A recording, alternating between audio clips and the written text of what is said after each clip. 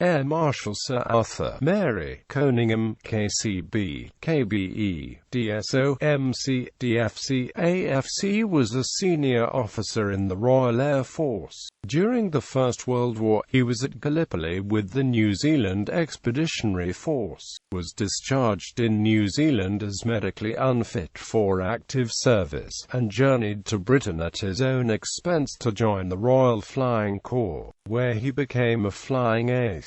Coningham was later a senior Royal Air Force commander during the Second World War, as Air Officer Commanding-in-Chief 2nd Tactical Air Force and subsequently the Air Officer Commanding-in-Chief Flying Training Command. Coningham is chiefly remembered as the person most responsible for the development of forward air control parties directing close air support, which he developed as commander of the Western Desert Air Force between 1941 and 1943, and as commander of the Tactical Air Forces in the Normandy campaign in 1944.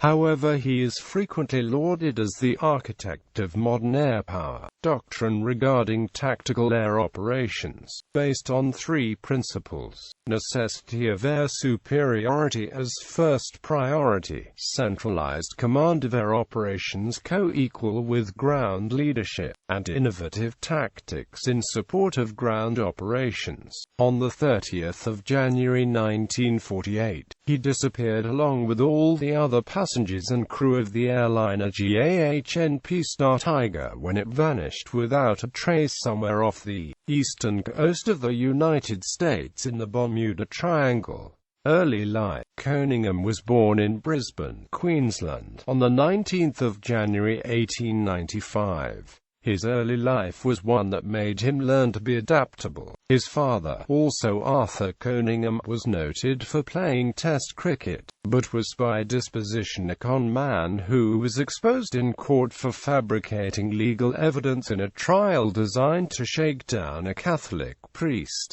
Dennis Francis O'Haran, secretary to the Roman Catholic Archbishop of Sydney. The resulting scandal drove the older Arthur Coningham to remove the Coningham family to New Zealand while Coningham was still young. The change of scene to New Zealand did not change the father's modus operandi. He spent 6 months imprisoned there for fraud. Coningham was resilient enough and sufficiently motivated to win a scholarship to Wellington College. Although Coningham had won a scholarship, he was not an academic star. However, he was athletic and an outdoorsman, with expertise in horsemanship and with firearms. His parents divorced when he was 17. Grounds were his father's infidelity. Arthur Coningham was maturely assured enough to remark, "Look here, Coningham, you may be my father, but I'm ashamed of you." The comment reflects Coningham's persona. He was abstemious by nature, being a non-smoker, near teetotaler and impatient with obscene language. Military career. First World War service. Coningham volunteered for service in the New Zealand Expeditionary Force in August 1914, initially seeing service in the conquest of German Samoa. He then served in Egypt and Somaliland as a trooper in the Canterbury Mounted Rifle Regiment, but developed typhoid fever and was invalided out of service in March 1916.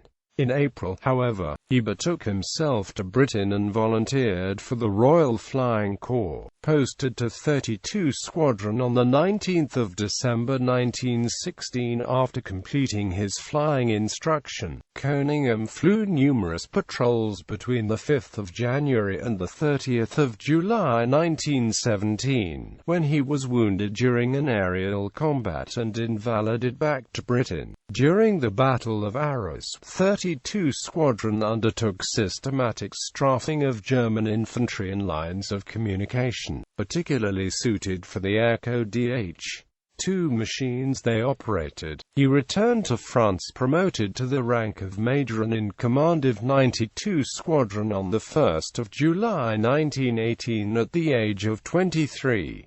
On the 11th of August he was wounded again, in a particularly intense air combat, but remained in France and resumed flying almost immediately.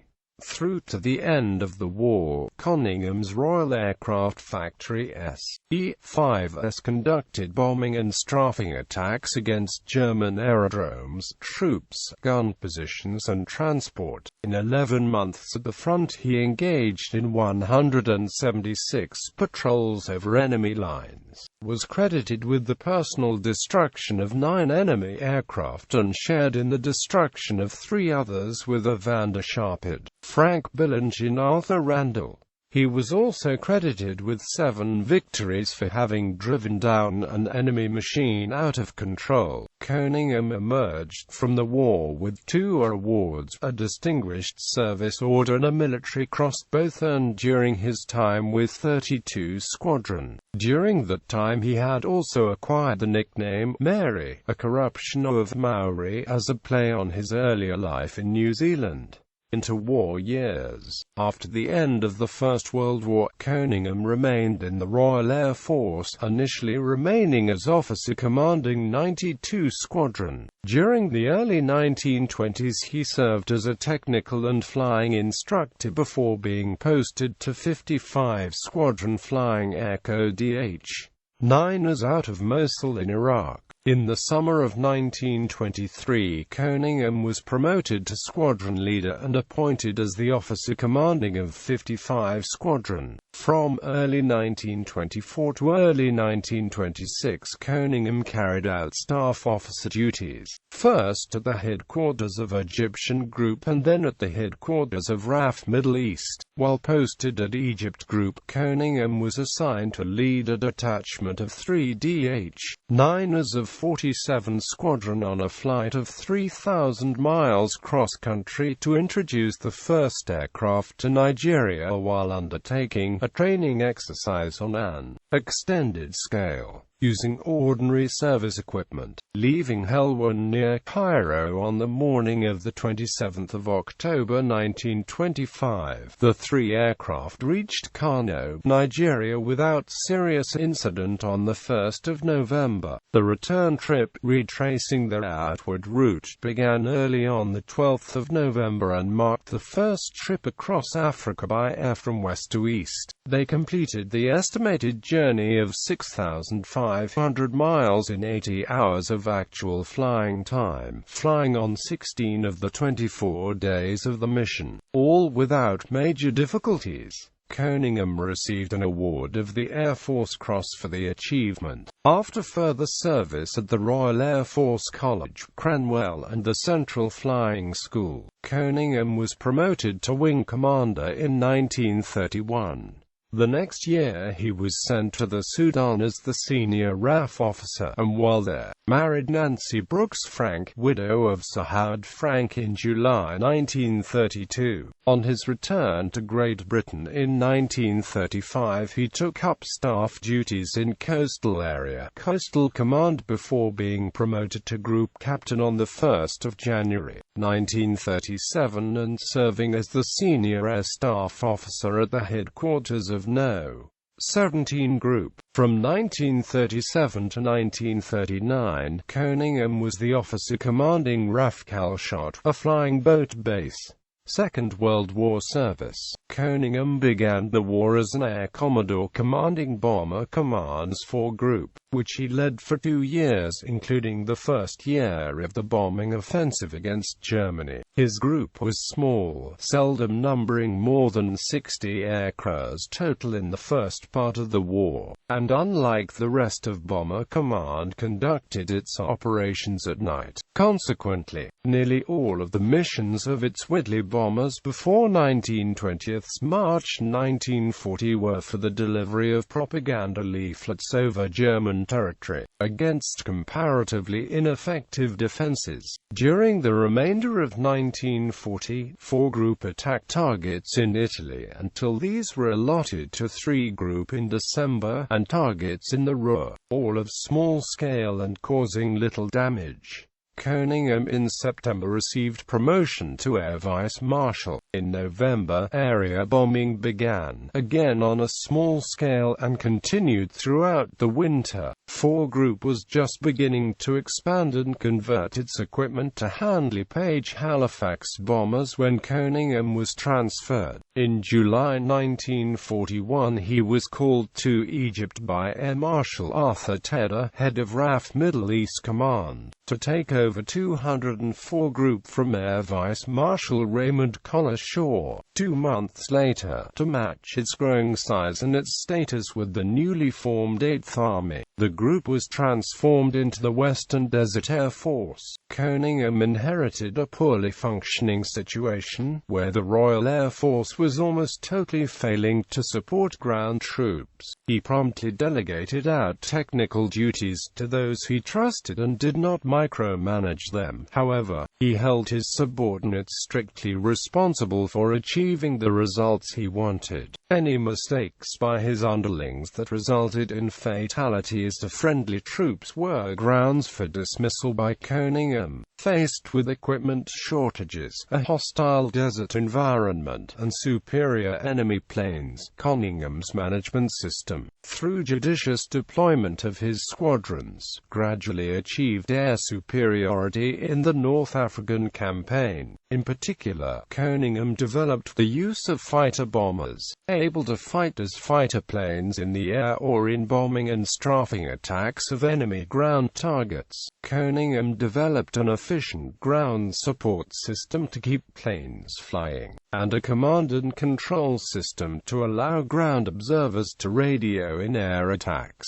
Coningham's Western Desert Air Force, in continuous air attacks of enemy ground targets, was instrumental in stopping the enemy offensive at El Alamein in July 1942.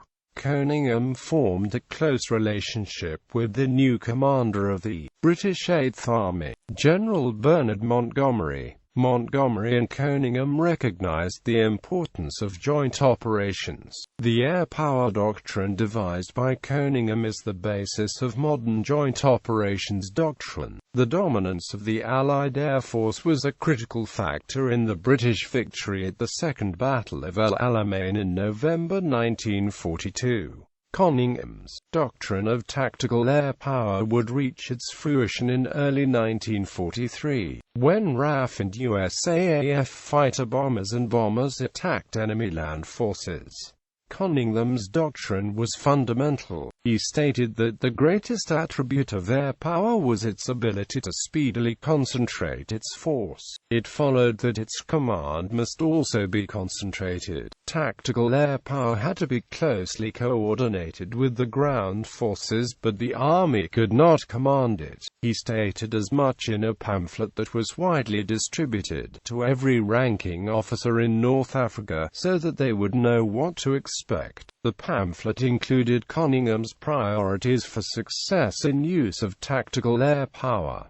First, gain air superiority. Second, use the air superiority gained to interdict enemy reinforcements of men and materiel to isolate the battlefield. Third, combine air attacks with ground assaults on the front lines. Coningham was knighted after El Alamein and continued to provide tactical air support for the 8th Army until they occupied Tripoli in January 1943. Later in 1943, Coningham was promoted to Air Marshal and directed tactical Air Force operations in the Allied invasion of Sicily and Italy as commander of the Northwest African Tactical Air Force. As the leading exponent of tactical air warfare, Coningham was the obvious choice to command 2nd Tactical Air Force in the Northwest European campaign under Air Marshal Trafford Leigh-Mallory, commanding the Allied Expeditionary Air Forces, and in January 1944 he was recalled to Britain where he helped plan air support for the Normandy landings. His relationship with Montgomery deteriorated markedly after the landings took place. The two often clashed when Montgomery regularly tried to bypass Coningham, who was the designated point of contact for air support requests, and deal directly with Leigh-Mallory. At the end of June, Montgomery lobbied Tedder, now deputy commander to U. General Dwight D. Eisenhower at Supreme Allied Headquarters, for Coningham's removal after he criticized the Army for tardiness in capturing Con in order to make available airfields for tactical aircraft. Tedder, however, advised Eisenhower that such removal would be a disaster, and the criticism valid. In August 1944, Montgomery wrote to Alan Brooke that Coningham is violently anti-army and despised by all soldiers. My army commanders mistrust him, and never want to see him. However, it was Montgomery who received a rebuke from Eisenhower. While Lee Mallory's headquarters was dissolved in October as an unnecessarily command echelon, he remained commander of the 2nd Tactical Air Force until July 1945, when he was replaced by Air Chief Marshal Sir Sholto Douglas and appointed head of Flying Training Command. A keen yachtsman, in 1947 he was appointed Commodore of the Royal Air Force Yacht Club, then based at Calshot. However, he later oversaw the move to the current location at Hamble. Retirement and disappearance. Coningham's career ended on 1 August 1947 after 30 years of commissioned service. He requested that his retirement be shown as taking place at his own request. He disappeared on 30 January 1948 when the airliner GAHNP Star Tiger, in which he was traveling to Bermuda, was lost off the east coast of the United States. In popular culture, in the film Patton, Coningham is played by John Barry. During his scene, in which General George S. Patton is complaining about lack of air cover for American troops, Sir Arthur confirms to Patton that he will see no more German planes, as he has completed his sentence. German planes strafe the compound. Although a similar scene happened in real life, in actuality, Coningham was not present. Patton was talking to General Karl Sporratz and Air Chief Marshal Arthur Tedder at the time of the strafing.